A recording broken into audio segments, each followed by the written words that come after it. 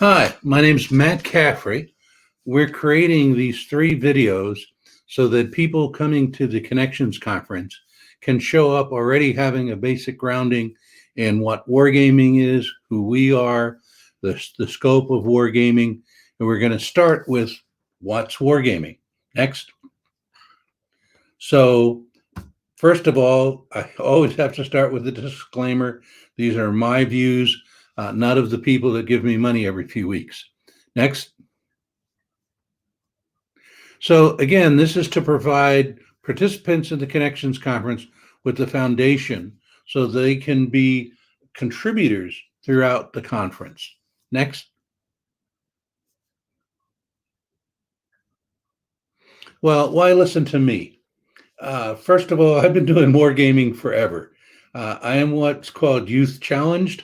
I created my first wargame as a eighth grader back in 1966. I've been doing wargaming for a long, long time. I helped stand up the wargaming department as a civil servant at headquarters Air Force Material Command. For a while, I was the lead wargaming at Air Force Research Lab. I taught as the professor of wargaming and campaign planning at Command Staff College. I was the research assistant for wargaming at the School of Advanced Air Power Studies when it was getting set up.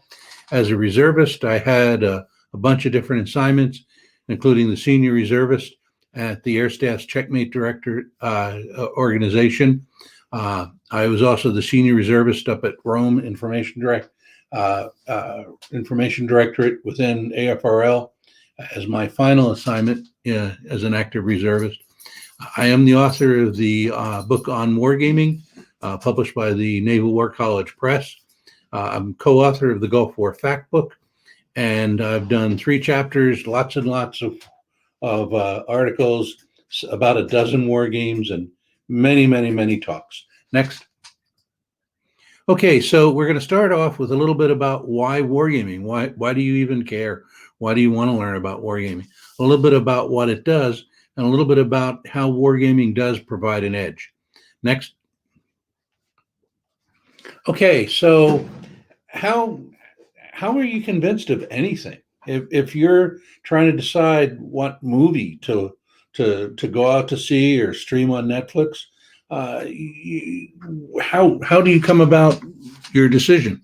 Well, one might be getting reviews, particularly if it's a source you respect, or perhaps it's popular, it's doing well in the box office, or one of the most streamed on Netflix or whatever.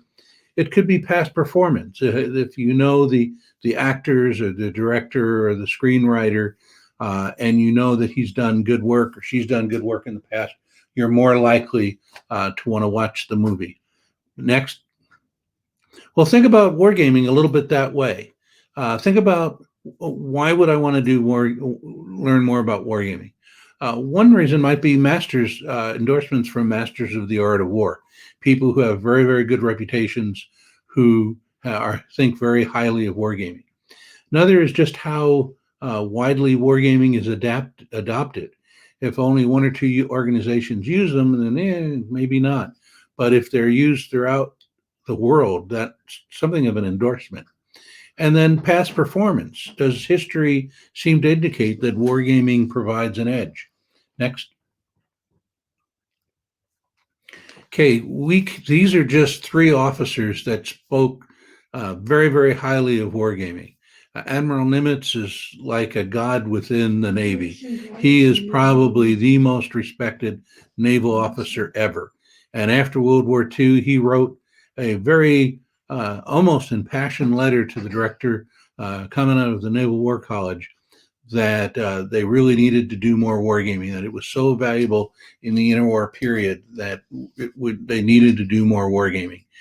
General Schwarzkopf, commander of Allied forces during the First Gulf War, wrote in his book just how important wargaming was to his success. And then General Wallace well, I guess it is a few years ago now, but General Wallace, commander of the Army Ground Forces in Operation Iraqi Freedom, did wargaming before the invasion and basically discovered what plan not to execute.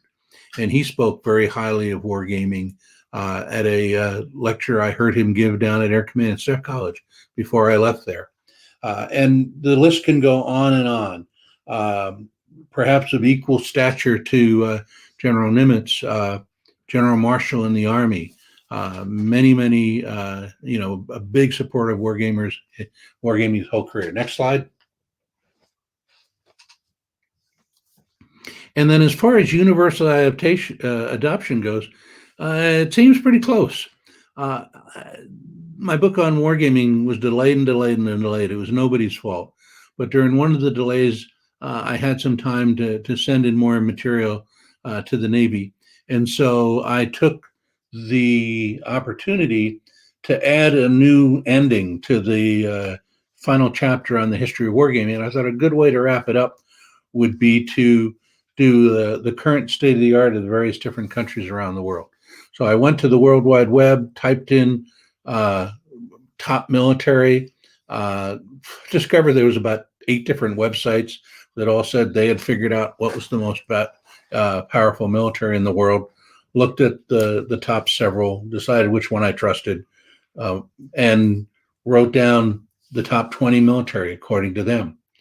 Then I typed into just the Google machine, completely unclassified, wargaming and the name of the country. And I got multiple hits for 24 of the 25 strongest militaries, according to that website. So that may not be universal, but it's darn close. And just because nothing popped up in an unclassified search on the internet doesn't necessarily mean that Iran doesn't do any wargaming. And they, more than just doing wargaming, they do a lot in wargaming. And we have a talk that goes into more detail on this. Next. And then as far as past performance goes, the first 60% of my book talks about how wargame's been used over the years. And you can see case after case after case where wargaming gives the side that uses them a real edge. Perhaps one of the clearest examples is the beginning of World War I, France in 1940. France and its allies defeated Hitler just a few years before, but the benefits that the Germans received from doing wargaming during the entire interwar period gave them a military edge. And it's hard to explain it any other way. The French had way more heavy artillery. They had more tanks. They had more men. They had more divisions. They were on the defensive. They had strong fortifications along 2/3 of their front. And yet they not only lost, they lost quickly. And it's more than just the wargaming. The Germans had a very thorough process. And that's the case throughout. Wargaming provides an edge, but it's just one of many edges, and it works best when it's combined with other methods. Next. So again, why wargaming? Wargaming saved lives. Over and over again, the side that wargames more effectively has fewer casualties than they would by other measures. But again, it has to be the side that if the wargames more effectively, and I already covered darn near everybody wargames. So just wargaming isn't enough. You have to be better at wargaming than your adversaries. Next. Okay, we've been saying wargaming, it's important and all the rest, but what in the world are these wargame things? Next. Okay, first of all, it's not reality. A model is a representation of reality. So a model might be a 2-dimensional map or a 3-dimensional little model airplane you can hold in your hand, or even an equation. Next, a simulation is acting on a model over time. So if you take that little model airplane, you put it in a wind tunnel, and you vary the speed of the wind, you can measure differences in drag and lift and all the rest. If it's a multi-sided simulation, then it's a simulation game. And some simulation games have nothing to do with warfare.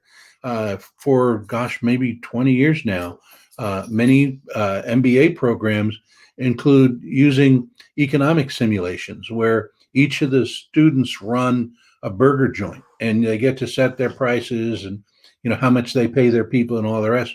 But at the end of the semester, who's made the most money? Well, if we're not talking about burgers, if we're talking about bullets, then it's a war game, a simulation of armed conflict. Next. And so my definition is just an armed conflict simulation game, but you have to kind of know the elements to it. I almost prefer the definition that Peter Perla is moving towards. And I would say it's as a simulation of armed conflict in which participant decisions influence the outcomes. Next. Now, when you're joining this organization, it's important to know the vocabulary. So when the later speakers get up and talk about things, you're not lost because you don't know the words they're talking about. And so let's cover some of them. One misconception is a lot of people think M&S is just another word for wargaming. And M&S means modeling and simulation. Well, models are static, simulations depict over time. We've covered that. For a war game, you need to have the interaction of two or more adversaries. Now, it is true that in many, many cases, modeling and simulation work software is used to figure out the outcomes of moves derived by a blue team and a red team, or a blue individual and a red individual. But even that being the case, that's a part of a war game. It's not the entire war game. It would be like, just because an airplane is powered by a jet engine, you wouldn't call the airplane a jet. Oh wait, okay, people do that, but the airplane is not a jet. The airplane is much more than a jet, and it doesn't have to be a jet that powers aircraft. Aircraft powered by lots of different things, and war games can be adjudicated a lot of different ways. Next. We'll cover more of that. Another source of confusion is exercise and war game. And this was particularly difficult researching my book, because you would have things described as a war game and you'd look into it and it would be a completely scripted exercise. So part of the confusion is that some war games are exercises, some exercises are war games, but they're not always the same. So an exercise is a live simulation of actual operations. Again, a war game, you have adversaries interacting with each other. Next. And so sometimes an exercise can be a war game. So Red Flag, the Air Force exercise out at Nellis Air Force Base, has aggressor squadrons. It has Red Flag measurement debriefing system. It has the friendly forces. It has all the elements where you have two sides contending and the adjudication of that contention. So it's clearly a war game, but it's also clearly an exercise because you have live forces. Then there's other exercises that are clearly not war games, and there's war games that are clearly not exercises because they take place around a table. So if somebody asks you, is a war game an exercise or not, you can answer yes. Next. And it didn't used to be this confusing. All the way from like the 1880s up into 1961, Army manuals listed war games as either map maneuvers or field maneuvers as to whether or not it was around a table or actually in the field. And if it was one-sided, if they were just practicing, it would be a map exercise or a field exercise. Now, everything in the field is called an exercise, and you don't know if it's a war game or not. Next. So what are the elements of a war game? Well, again, it varies from case to case. If it's a small war game that you can buy online or download from Steam, you have the software doing all the adjudication and the control. But if it's a biggish war game being run by the military, then you have the friendly forces, you have the opposing forces, and then you have a team called the white team, and it has three elements. You have game control, which keeps everybody on schedule and focused on the objective. You've got adjudication, which is a big fancy word for folks that figure out what the sum effect is of what blue is doing and what red's doing. And then you have the analysis, after action reporting folks, the people that collect the data from the war game and try to make some sense out of it. Next. So, what's the process of doing a war game? Well, you start with the initial state. That can be the road to war or whatever. Then blue comes up with their plan next. Red comes up with their plan next. And then somehow or another, you do adjudication. And there's lots of different ways of doing adjudication. It could be modeling and simulation software. It could be people sitting around a table and debating the outcome. Next, however you do the adjudication, and it's almost like vector analysis. The sum effect of the blue and red plans is the next state. Next. Now, if it was the Soviet era and this was a Soviet war game, you'd be done. The sum of the two plans was what would be outbriefed at the end. Next. In the US and among our allies, we tend to have multi-move war games. So the outcome of the first move is the initial state for the second move. And the outcome of the second move is the initial state for the third. And we go through however many turns take place during the war game until we get to the end state. Next. And again, there's different types of war games. You've got the constructive war game, which most of us think of as war games. It might have a map, it might have a computer screen, might have a terrain table, more on that in a second. You have the live war games like Red Flag, but the National Training Center out at Fort Owens, also live wargaming. And then the newest type of war game is a virtual war game. We have simulators that are networked together. So you're sitting in the simulator, you're cranking and banking, but you're seeing the other fighter pilot in his other simulator, and he may be the other side of the world, but you're fighting in the same virtual battle space. And of course, that wasn't possible until we had things like DARPANET and the whole World Wide Web. And again, so the constructive war games could have a terrain table. It looks a little like a model railroad layout where you have model terrain. That tends to work best for very tactical type stuff. Then you have map board, chart type of war games where you have the map and maneuver your units on the map. And of course, the computer war games where the computer display is your operating picture, where you see what you would know and you input what you're going to do into the computer, and then the computer does typically does the adjudication. Next. And then there's a huge distribution of wargaming. Some war games used by the military are free. You can probably find some war games to download on the internet for free. Most cost something. You buy most paper war games online for under $100. War games in the military, again, can be no additional cost. You're paying the guys anyway. And there is one war game that was $250 million in cost to put on. Then the number of participants, I participated in a number of war games where there were 4 of us in the room.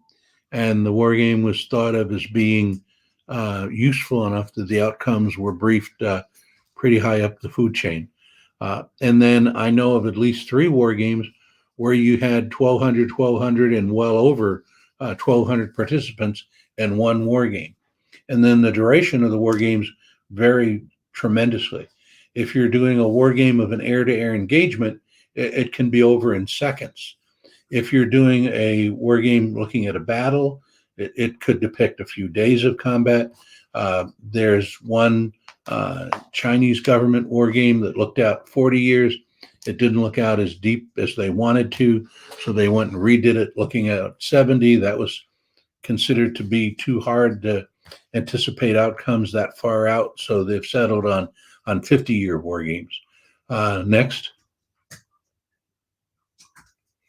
Okay, and then so it would appear from history that war games do provide an edge, that the nation that's wargaming more effectively than their adversaries seem to do better than those that don't wargame at all or don't wargame as effectively as they do.